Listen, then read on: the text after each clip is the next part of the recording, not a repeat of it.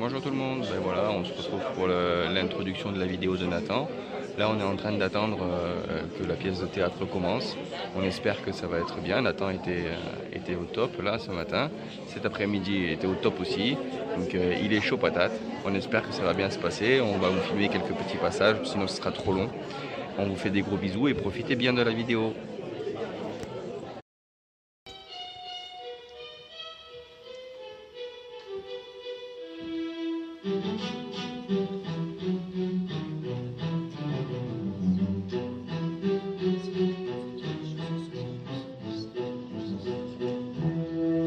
La nuit de Noël 1653, le marquis Phébus de Sautancourt de la Foussardière a donné rendez-vous au pied du donjon de son château de Bourg-la-Reine à son cousin, le baron César de Crémazingue des Issards.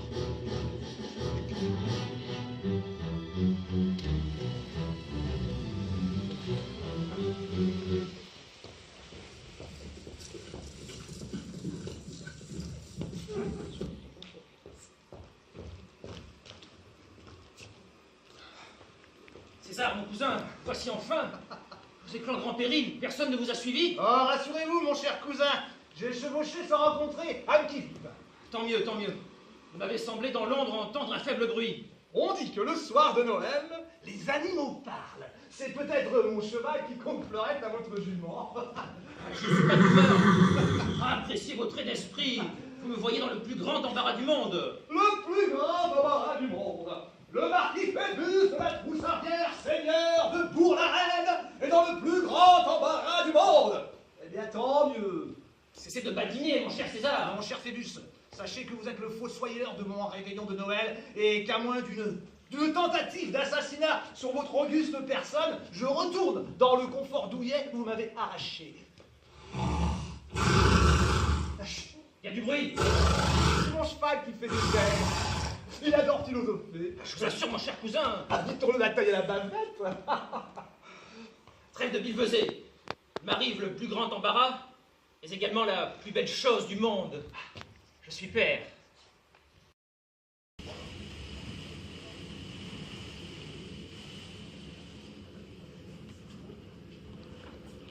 Venez les enfants!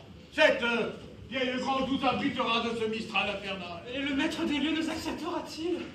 Eh oui, mon petit Land, tu crois qu'il nous reste une forêt sans abri, sans un tel froid? C'est pas possible. Quand je pense qu'on a traversé le Rhône à pied tant qu'il était gelé, Ah, cette couche de neige aussi haute que toi, Turlupa. Mourir de froid au bord d'une route. Mais quelle fin horrible. il n'a pas souffert, Dorine. Quand tu gèles, tu t'endors et tu ne sens plus rien. Et qui c'est qui a creusé sa tombe dans un sol dur comme marbre? Eh ben bravo, Spada, hein. Quelle élégance dans tes propos. Notre matamor, si gentil. Un peu de respect, enfin pour l'autre matamor, qui méritait mieux qu'un trou dans un bois. Madame, va donc clouer cette épitaphe sur sa croix. Celui qu'ici maintenant dort, sur les planches mata la mort, qui sans relâche le poursuivit avant qu'il ne perdît la vie. Sur scène, il était trompe la mort, et il sera immortel matamor. Ah ben ça, tu n'écriras pas pour moi, hein? Non, il écrira bon débarras. Virginie, on ne plaisante pas avec ces choses-là. Rire ou ne pas rire? Là est la question. Peut-on rire de tout? Oui! Et c'est notre métier! Mais quel spectacle! On va continuer. Les caisses sont vides. Eh bien, nous allons demander une rallonge en espèces sonnantes et trébuchantes à... Oh, il y a quelqu'un. Bonsoir. Bonsoir. Bonsoir, vilain temps, n'est-ce pas? Ah bah oui, madame, hein. Et c'est pas pour me vanter, mais il fait joliment froid dehors. Vous êtes ici? Ah, ça se pourrait. Pourrions-nous passer la nuit dans cette grange? Le château en face me semble en ruine et sombre. Il faudrait demander au maître des...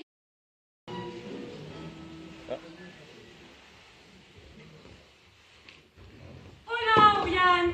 Viens-tu m'aider? Bah, j'allais te le demander. La table est pleine. Pose ton plat et fais place. Posez où? Là, sur le tableau. Oh non, il manque le vin. Oh, j'y vais.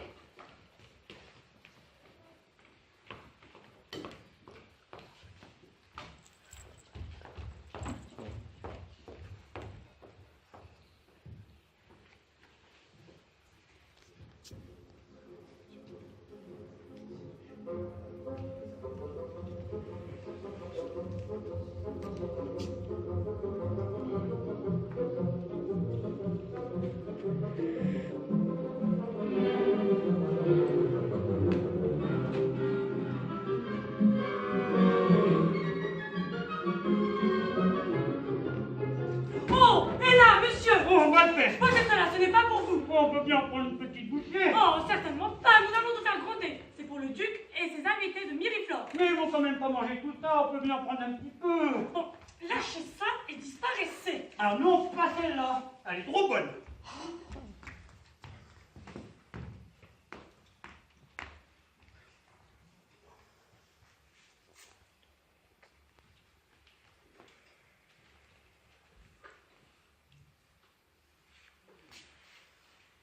Quand je dis non, c'est non. Oh. Mais ce n'est pas possible, rien n'est pas. Il est en train de tout boulotter.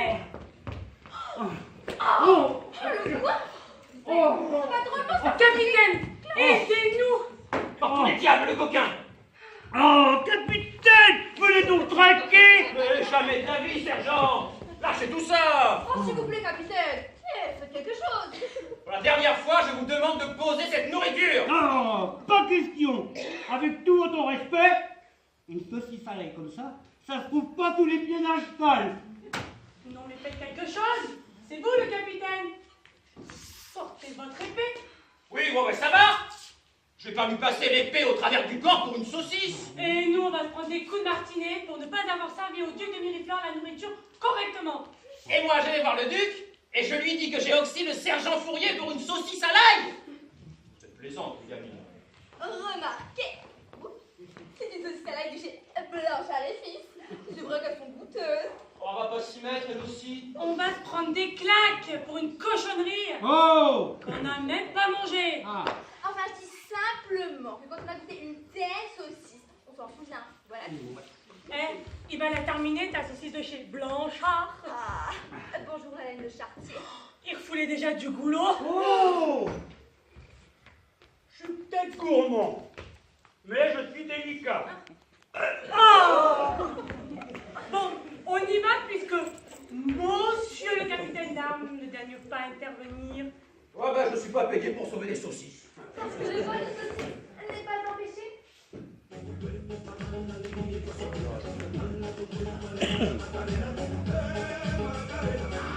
Oh, mais je sais pas, moi! Demandez à monsieur le curé.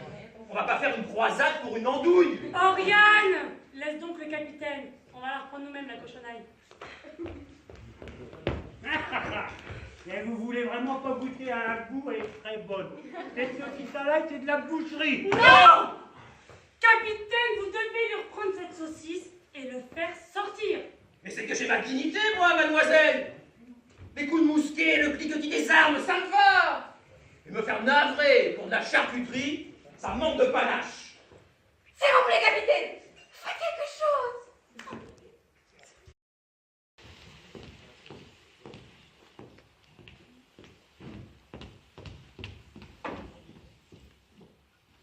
Spada! Spada, c'est toi! Oh, qu'est-ce qu'il fait encore? Oh, viens plutôt m'aider, hein, parce que là, c'est pas drôle. Non, mais attends, qu'est-ce que tu fais? Ah! Ah! Ah! Ah!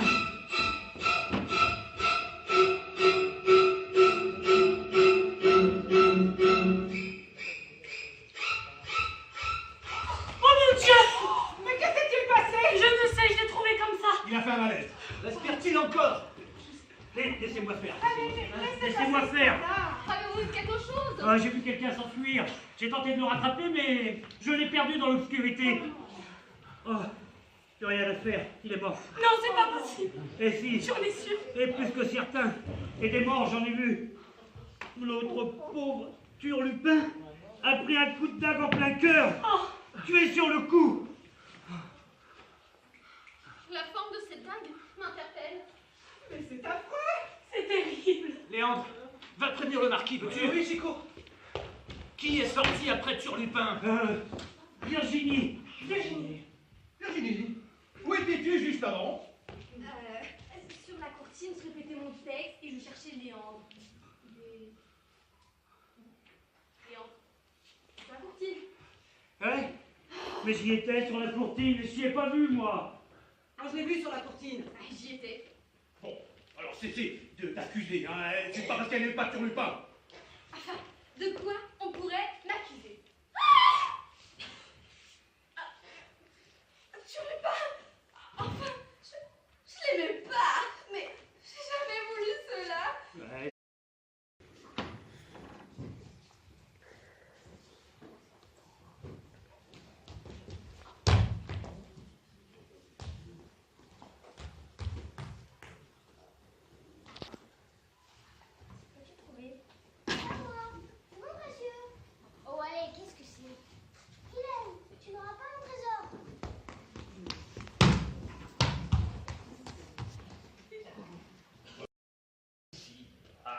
vous avez peut-être raison.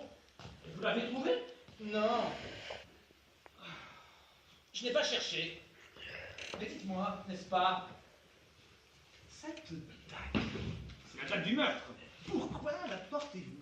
Elle m'appartient. L'assassin de votre camarade l'a volée dans mon armurerie. Bizarre, bizarre. Quoi? Qui? Votre dague? Comment? Vous regardez votre dague et vous dites bizarre, bizarre. Moi j'ai dit bizarre, bizarre? Comme c'est étrange. Pourquoi j'ai dit bizarre, bizarre? Je vous assure, sieur cousin, vous avez dit bizarre, bizarre. Moi j'ai dit bizarre. Comme c'est bizarre. J'ai la même depuis 20 ans. Vraiment? C'est la dague qui a servi à l'assassinat de votre père. L'assassin l'avait laissé choir. Et je la porte de temps en temps. Elle me rappelle la promesse que j'ai faite de traquer le coupable. Vous étiez présent ce soir-là? Je l'ignorais. Et quelle affaire vous y a mené? J'ai fait serment à votre père de ne pas le dire. Je vous assure simplement que ni lui ni moi n'avions à rougir de quoi que ce soit. Vous avez vu l'assassin? Hélas, non. Ah, quel dommage! Nous le retrouverons, n'est-ce pas?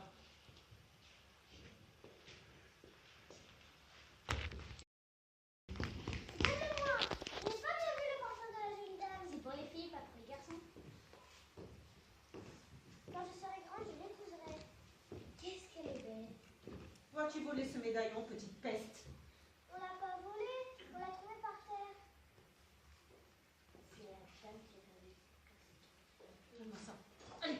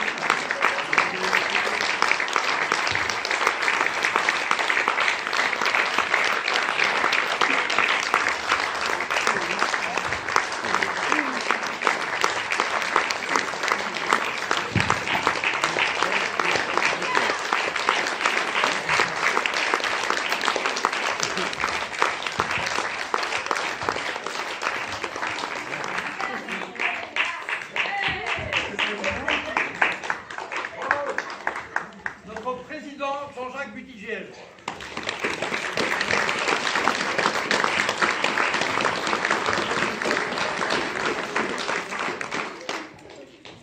Mesdames, Messieurs, jeune public, bonsoir.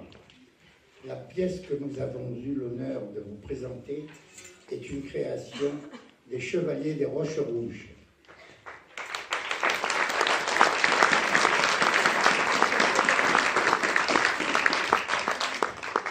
Elle a été coécrite par Jean-Denis Vivien. Bravo! Olivier Roux. Bravo! Pierre Rodiac.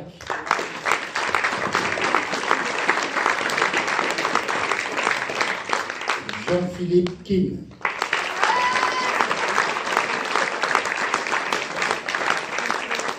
La mise en scène est de Jean-Denis Vivien.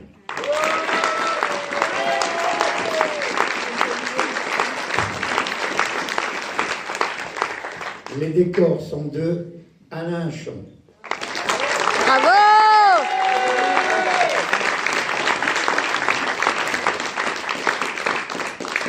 Les costumes ont été réalisés par Roselyne Rochette. Bravo! Ainsi que Maria Almeida.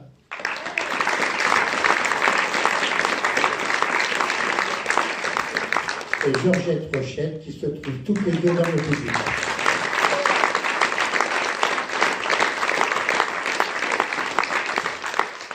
La régie son et lumière ont été assurées par monsieur Luc Brandelon, directeur technique du théâtre, ainsi que de monsieur Olivier De Stefano, régisseur de la salle.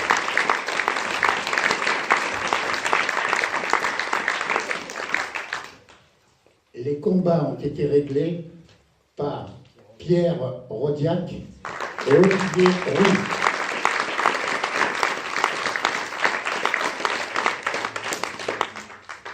Et enfin, les comédiens sont Gabriella,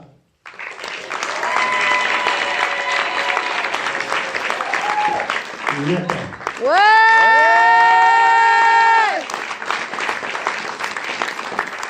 Grégory, Nathalie,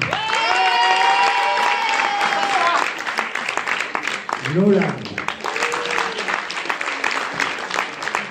Chemin, André,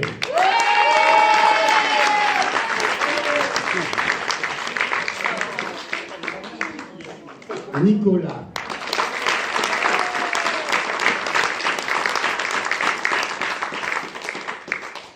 Roselyne,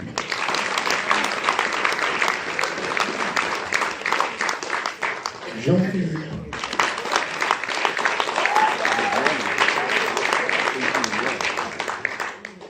Isabelle,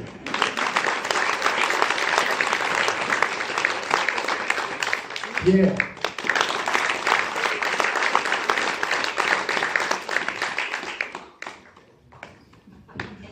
Laetitia,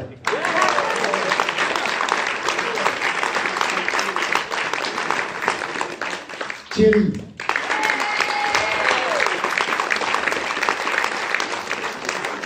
Agnès,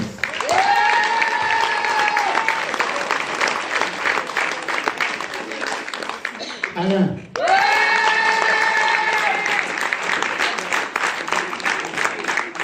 Priscilla,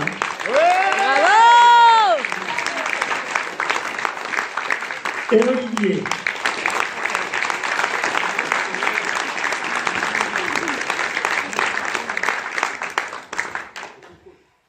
Nous tenons à remercier la direction du forum en la personne de M. Moreau pour nous avoir permis de nous produire au sein de ce très bel édifice de loisirs et de culture.